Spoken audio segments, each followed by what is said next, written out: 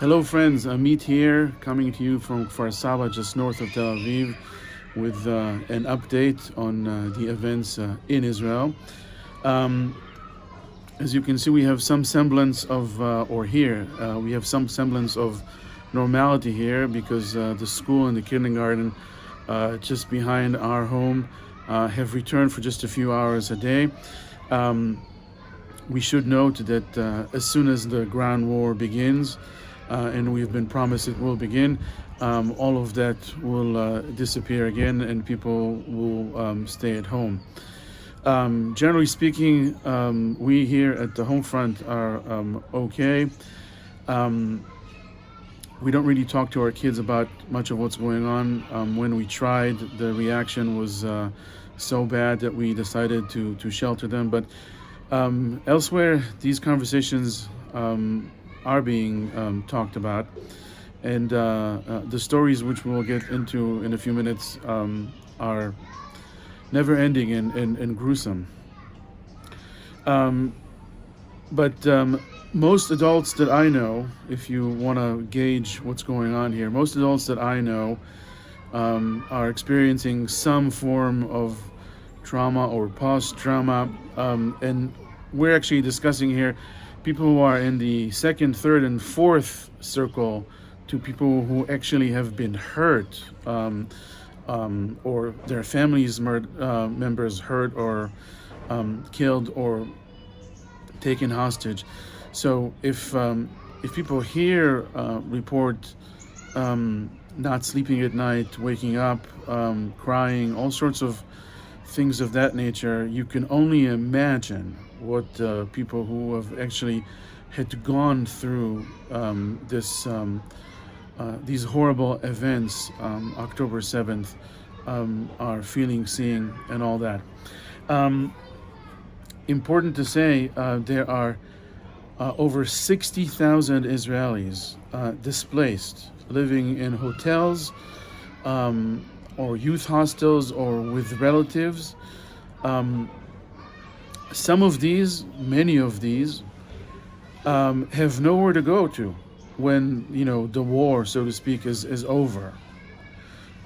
Many of them don't have relatives to go to, and their communities and kibbutzes have been completely destroyed. So it begs the question of what will happen to them once all of this subsides. Please keep donating to these causes, because many of these people left with the shirts on their backs and nothing else. And if their communities and homes were destroyed, they have nothing to wear or to come back to. Elsewhere, the stories continue to flood us, and many of them are just too horrible to even mention here. But I came across three that are worth mentioning to give you a sense of what's been going on here. So there's the story of this elderly gentleman.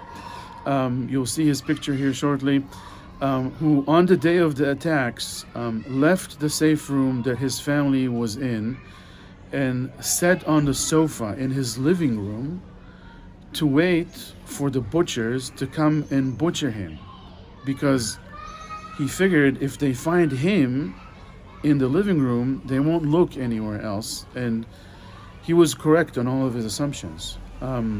He was indeed killed, and his sacrifice made his family survive all of this while they were hiding in the safe room.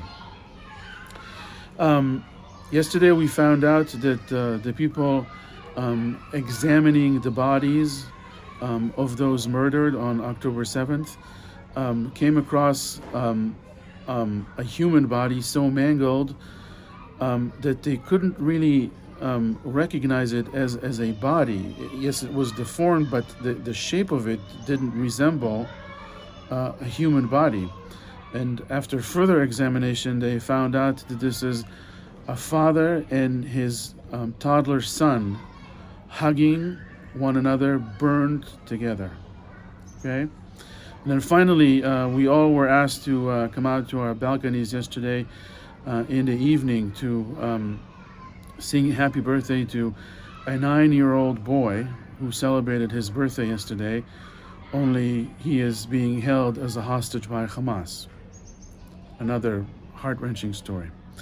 What follows here is some footage I captured of retired Lieutenant Colonel Israel Ziv, who describes some of what he saw when he went on his own on October 7th to save as many people as he could down south in the kibbutzes and the communities that were attacked. They are subtitles in this, so you can follow along. Please continue sharing this, please continue writing, and please continue donating to causes that are helping us. And we will talk soon. Take care. כל צוות כזה שנכנס לתוך היישוב, המשימה שלו היא בית זה וזה, שמע את היריות כי כנראה הייתה לו התקלות, ואחרי 10 דקות ראית אלונקה רצה החוצה, כי מישהו מחיילינו נפצע או נהרג, המון פצועים.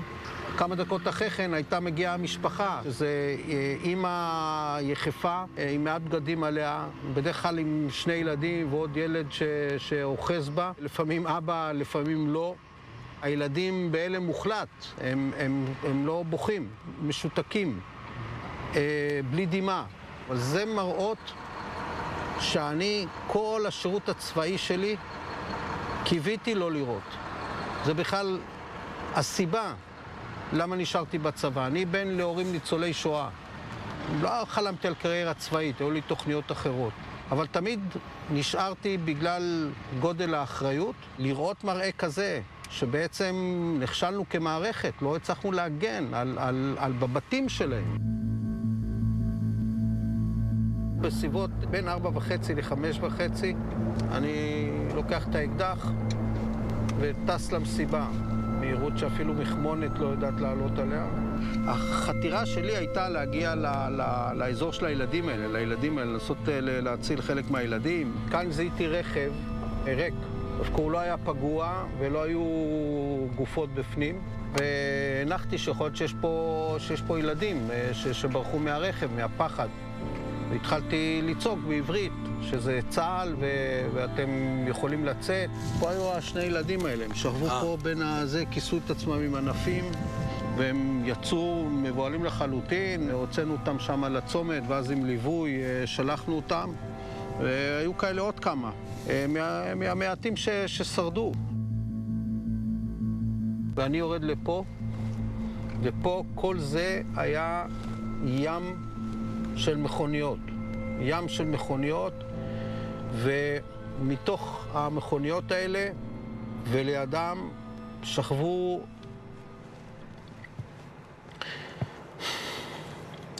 עשרות ילדים, הרוגים. פשוט, אתה רואה, אני ניגשתי אליהם, אני עברתי פה רכב, וניסיתי לראות אם יש ילדים חיים. וברגע שראיתי שאין פה חיים, והתחיל לרדת החושך, אז התקפלתי, הייתי לבד, כמו היה פה טנק, הטנק התקפל מפה, נשארתי כאן לבד. אני לא זוכר שראיתי שמע, אני הייתי באסון צור. הייתי, כשהייתי מפקד אוגדה, חדרו אליי לסיני. כשהייתי מפקד צעיר, הייתי במשגבם שם, באירוע במשגבם, הייתי בין הראשונים שהגיעו. הייתי, כל החיים שלי ראיתי אירועים. דבר כזה לא ראיתי. בנחל עוז בינתיים הכוח מתקדם. התנועה היא כמובן לא על השביל, אלא התנועה היא